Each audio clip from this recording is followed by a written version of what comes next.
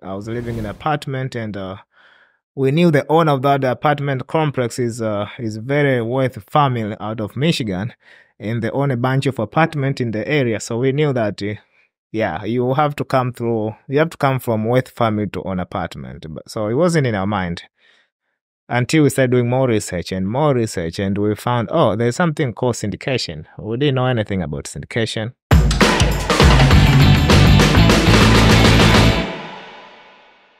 Well, Frank Moisaka, welcome to the show. How are you doing today? I'm doing good. How are you? I'm great.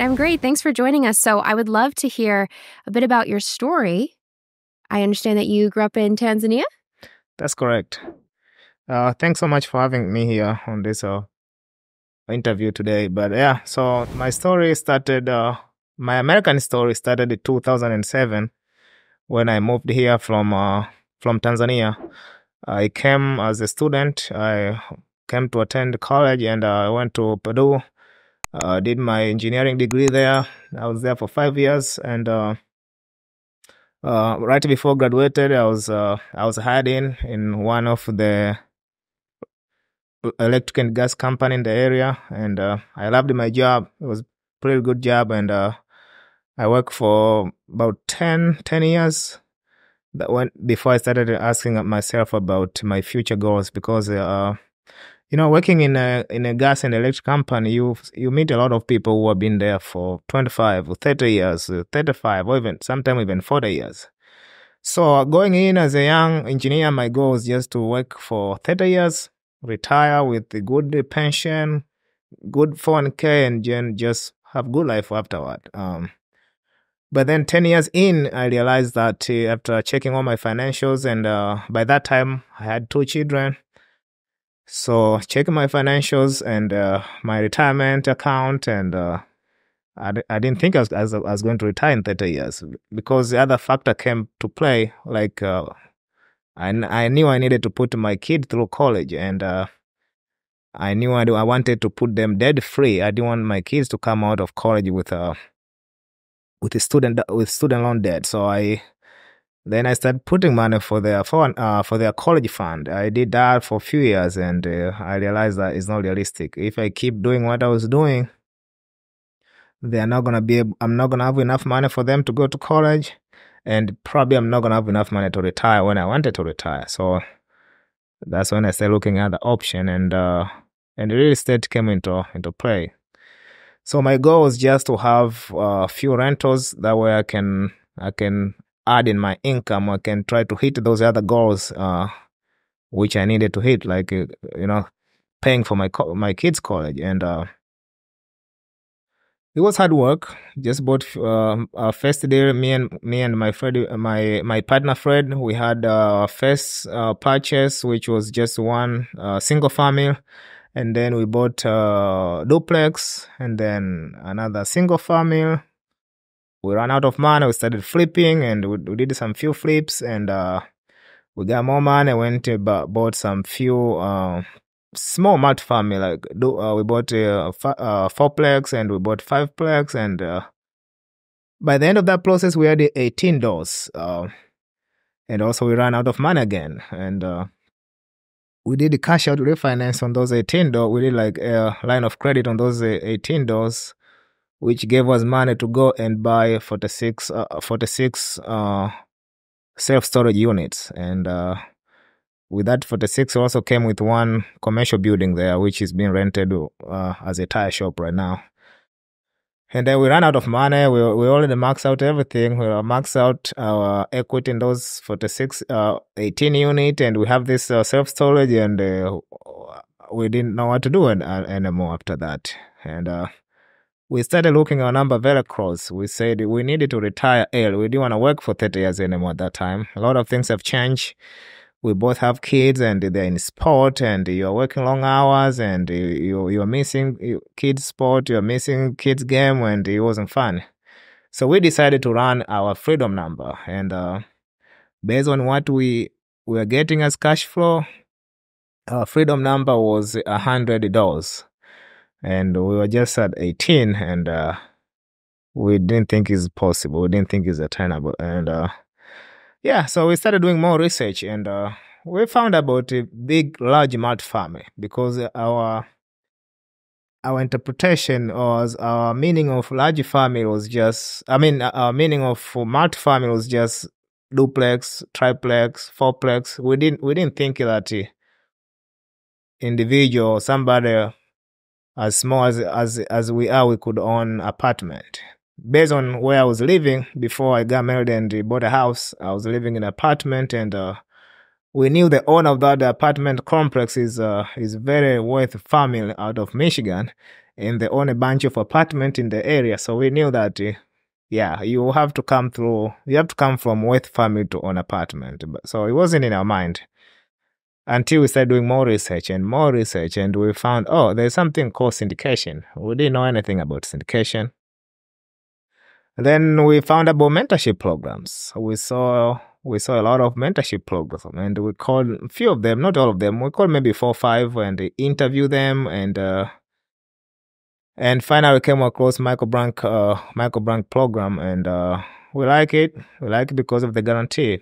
They say that you're guaranteed to close one deal. You're guaranteed 1 year or one deal, whatever comes first. And we thought, there's nothing wrong can go with the guarantee. So, we ended up signing to the program, and we were able to close our first deal, which is $36 in Indianapolis, a little over 1 year. So that's where I started. That's great. And congratulations on your first deal. Can you walk me through what that was like? I'm sure, with a lot of deals, sometimes there's unexpected challenges that pop up. How did you navigate those? Really kind of dive into what that first deal was like. You're right.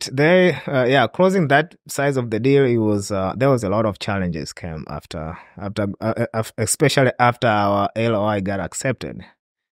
Because we did a lot of underwritings, and we did not expect we're gonna get our LOI accepted, because we got so many deals, so many LOI. They were not coming close to their asking price, so we really never got anywhere. And we got into routine just submitting LOI. The time this one got accepted, we did not know what to do. It was like a shock to us. And so we knew that now the lead work started. We knew we needed to raise money. We knew we need to be able to do due diligence. We just knew we had to move. We needed to start putting pieces together. So with this deal, the main challenge was funding, because during the process, through one of the GP team, he had a friend who said was going to put 80% of the down payment. So we knew that with his 80% and 4 of us as GP will be able to cover the 20%. So we kept going and doing the due diligence and the inspection and doing everything we need to do to close the deal. And a couple days before we close, the person who was supposed to put that 80% of the down payment decided not to do that anymore. So it was very stressful, because we were not worrying about raising money. All this time we thought we had that area covered, but we did not. So we started with zero again. The first thing we did, we called the broker. We were honest about the situation, and we explained to him what happened, and it was tough to convince him, or to at least to make him understand, but eventually he did. So we had to do the extension because we needed more time to raise capital, which we did, and we had to bring two guys who were capital raisers, and in exchange we gave the equity of the property. So we did that, and they were helped, and they were able to raise about 1/4 of the money needed. And we were already planning to put our own 20% of the money anyway.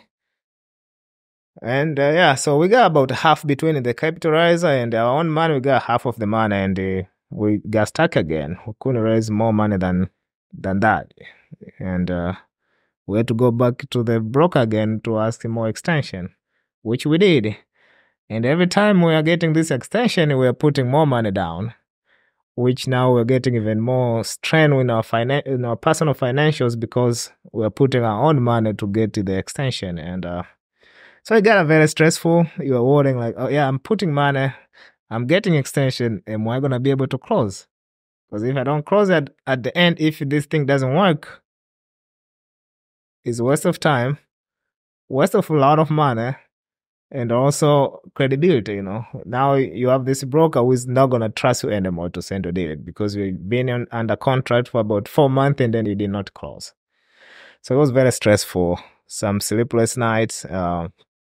Eventually we did. We were able to create some creative financial with the seller, and eventually we were able to close last minute. It was a pretty last minute thing. And yeah, so that was there was other small challenges, but the big one on our first deal was how to finance the deal. Yeah, so can you kind of expand on how being in the mentorship program can help with some of those complexities that you might come across when doing a deal? So during all that process, that's when being in the mentorship program was the key for us, because being in the mentorship program, you have a mentor who, you are doing all this thing, you are doing the work, but is right there with you. You can text, you can call anytime you have a question. You get some tough question from the broker, you get some tough question from the investors, and you don't have right answer, you can always text or call your mentor, and they'll help you. Our mentor was pretty good on that, and anytime we had a question, it was there for us, and he was able even to help us kind of structure the deal to make it sound better to investors, and all that. He did a lot of small things, big things to get us to the finish line. Yeah, can you talk about, now that you have some deals, and you've also, you expanded on how you and your business partner, you have some other units as well that are outside of multifamily. I can see you're working really hard to achieve the goals that you're on, but I want to hear what's your short-term goal? What's coming up in the future for you, short-term? My short-term goal, there's nothing I enjoy most than watch my kids play soccer. Just be there every day for their practice, for their games. That's something I enjoy. I don't think I enjoy anything more than that. So my short-term goal is just to be there. As long as I'm doing this, I don't want everything to take away that. So, and this is the main goal too. I want to be able to watch them grow and be there decent hours, not working long hours anymore, which I'm already cutting out of that. So now I'm just working decent time because I can see I'm getting closer and closer to my short and long-term goals. That's great. Yeah, that really speaks to, Michael often talks about what is your why? What is your big reason? For so many people, they say, oh, I want to make $10,000 a month come in. It's like, well, if you don't hit it, you don't hit it. But if you have a bigger purpose, like I want to be there to watch my kids' soccer games and not miss them, it's a really great driving factor. So it's great to hear that you have such a strong why that's really guiding you through how you want to live your life. Yep. Yeah, and then let's talk about long-term goals, because I know that you and your business partner, Fred, you have a vision for down the road, how you want to really give back to some of the communities you've been a part of.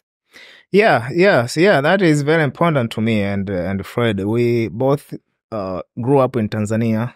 Tanzania, for those who don't know, is located in East Africa, east of Africa. There, just by the Indian Ocean. We are bordered with the ocean, so it's a beautiful country. But just like all developing country, there's a lot of challenges, and we want to be part of helping and try to ease and burden of those challenges. And we see, having kids, and we know we're in America, our kids having very good life, but we know where we grew up. We know the kids back home in schools. We know that some kids sit on the floor while they're in class. We know some classes, some buildings, some school buildings are about to fall apart because they're in very poor condition. We know even in rural areas, there's some area where kids don't even have classes. They just sit under the tree while they're in school. So we know there's a lot of challenge in our home countries, and we know by gaining our financial freedom